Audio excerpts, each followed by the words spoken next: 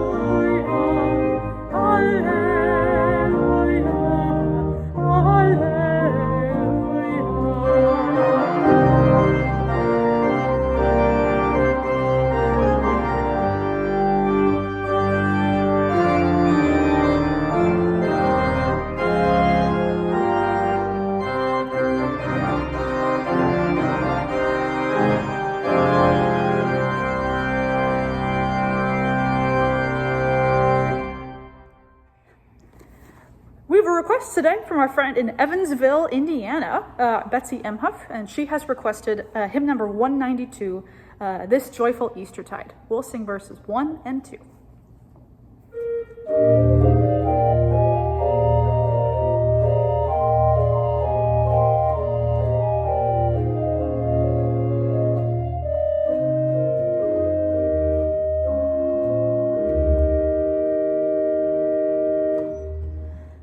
This joyful Eastertide, away with sin and sorrow,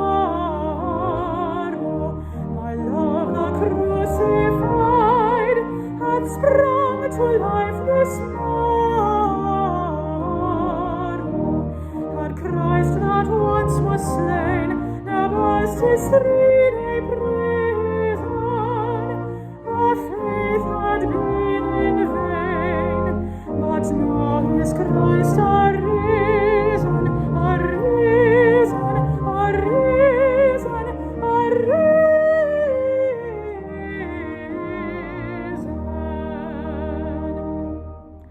Death's flood hath lost its chill, since Jesus crossed the river. Lord, all life from ill, my passing life deliver.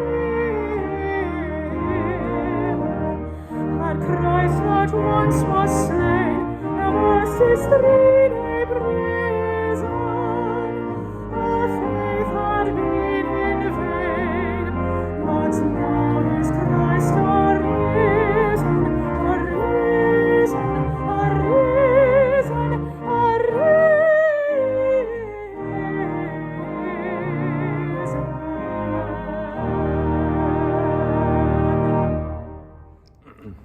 Thanks for joining us for another week of Hymns Up Close. We've got a couple of upcoming events we'd like to shout out.